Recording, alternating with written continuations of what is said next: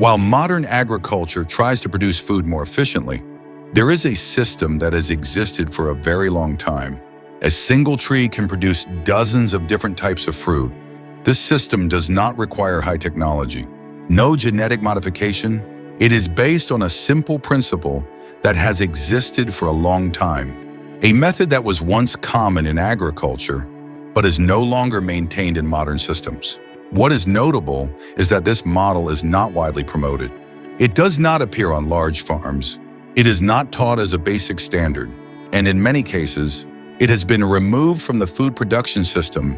The reason is not efficiency. The issue is control. Systems that are difficult to control often do not fit industrial models. What does not create dependency is often not maintained. I am William. I am 70 years old this year.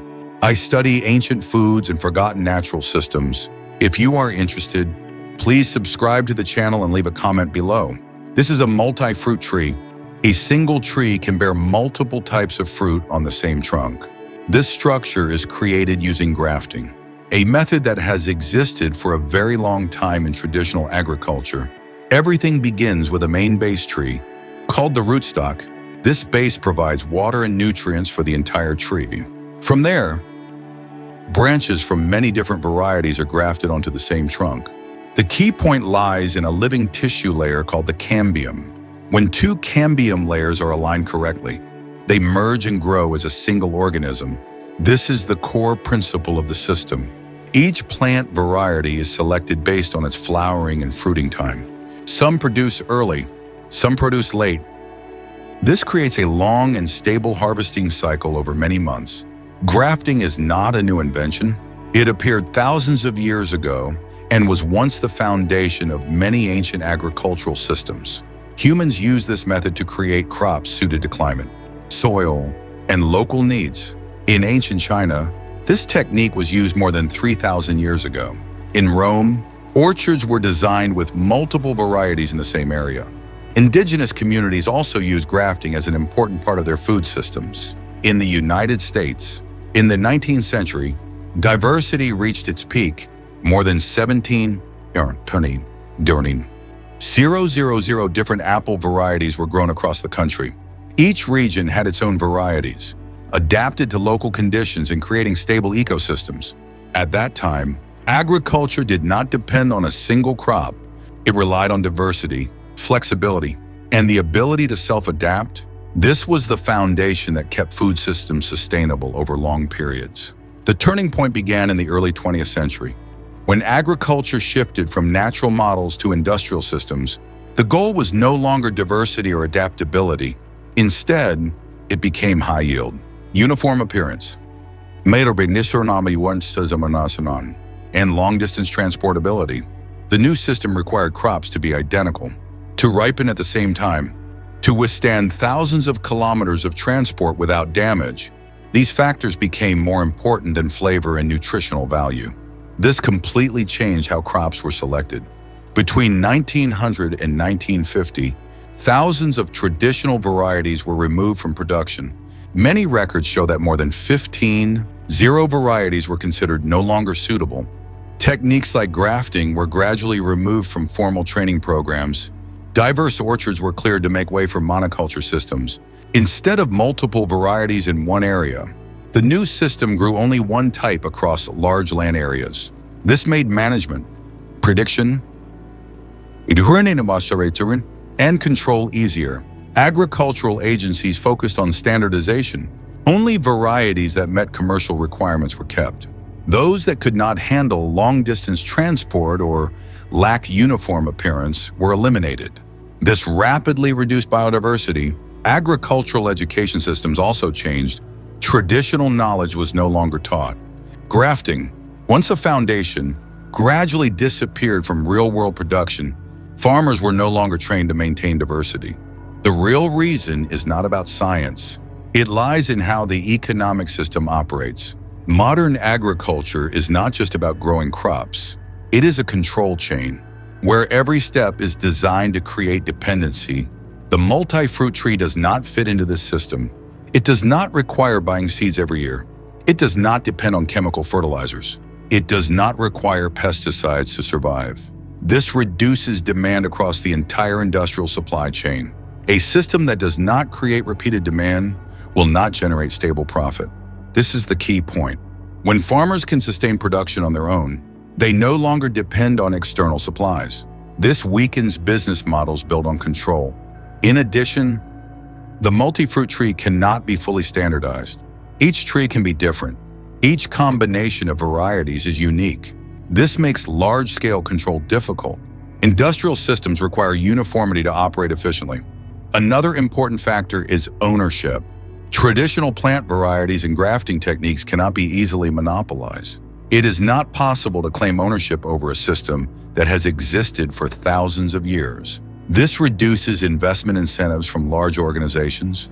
When a model cannot be controlled, cannot be standardized, and cannot generate repeat profit, it is removed from the system, not because it is inefficient, but because it does not fit the modern economic structure. The difference between the two systems is very clear. The multi-fruit tree operates based on biodiversity. Multiple varieties coexist on a single trunk. Each variety has its own characteristics. When one negative factor occurs, the overall system can still function. In contrast, modern agriculture is based on monoculture. A large area grows only one single crop. This makes management easier. Production is more predictable, but it reduces resilience to risk. The multi-fruit tree can provide stable yields over a long period. Fruits ripen in different stages. This creates a continuous food supply. It is not dependent on a single harvest moment. Meanwhile, modern systems focus on harvesting within a short time frame, high output but concentrated, then a period with no production. This creates dependence on storage and transportation. In terms of resources, the multi-fruit tree uses water more efficiently. Different varieties support each other. A diverse root system improves nutrient absorption. This reduces the need for fertilizers and irrigation. In contrast, monoculture systems often require more water. The soil is exploited in a single direction. This leads to soil degradation over time.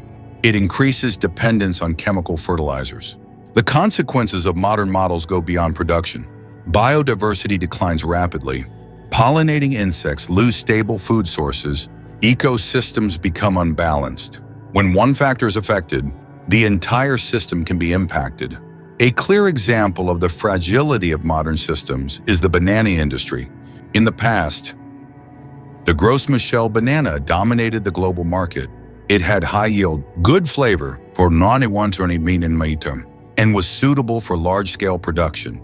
However, the entire system depended almost entirely on a single variety. When a fungal disease appeared, this variety had no resistance. As a result, Gros Michel nearly disappeared from the market in a short time. After that, the system shifted to the Cavendish variety. This is the banana that most of the world consumes today. But the core problem did not change. It is still a uniform system, dependent on a single variety. Currently, Cavendish is also facing a similar disease. When conditions repeat, outcomes can repeat.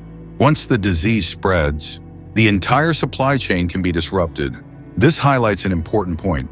When a system lacks diversity, it loses its ability to protect itself. A small risk can lead to major consequences. This is not an isolated case. It is a direct result of the monoculture model. In contrast, a diverse system like the multi-fruit tree does not depend on a single variety. When one part fails, the others continue to function. This creates stability that modern systems do not have. In recent years, grafting techniques have begun to be revived. Some individuals and small communities have returned to traditional methods. They do not depend on industrial systems. They seek to restore the diversity that was lost.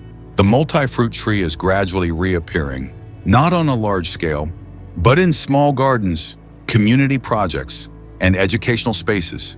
Each tree becomes an independent system, self-sustaining, self-supplying. Some people spend many years researching grafting techniques again. They experiment with different varieties. They look for ways to combine plants based on flowering and fruiting times. This process is not fast, but the result is a stable and sustainable system. Schools and educational organizations are beginning to show interest again. Grafting techniques are being taught as part of sustainable agriculture. Local communities are also starting to replant traditional varieties. This movement is not based on new technology. It is based on restoring old knowledge. What was once removed is being brought back, step by step, garden by garden. The return of the multi-fruit tree shows something clearly. Knowledge does not completely disappear, it is only forgotten. And when it is restored, it can change how systems operate. The difference is not only in how it is grown, it is in the quality of the food. Fruit from the multi-fruit tree has richer flavor, more complex structure. It is not optimized for transport or outward appearance. Nutritional value is also different. Traditional varieties often retain more natural compounds. They are not bred for extended shelf life. This helps food maintain values closer to its original natural state. The consumption experience also changes. Instead of one repeating type of fruit, this system provides many types over time. This creates diversity in the diet and reduces dependence on external supply.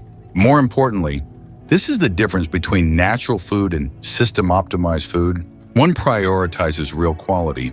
The other prioritizes control and distribution. The issue is not that we lack solutions. The issue is that we have moved away from what once worked effectively. The multi-fruit tree is not a new invention. It is a system that has existed, but is no longer maintained in modern agriculture. When a system prioritizes control, it removes what cannot be controlled. When a system prioritizes profit, it removes what does not create dependency. This is why sustainable methods gradually disappear. This raises a simple question. Are we improving food or simplifying it to fit the system? And when diversity disappears, risk increases over time. If you are interested in clean food and forgotten knowledge, please subscribe to the channel. Turn on notifications and leave a comment below. If you have questions, feel free to share. This video uses AI-assisted tools to help present visual information more clearly and understandably for viewers.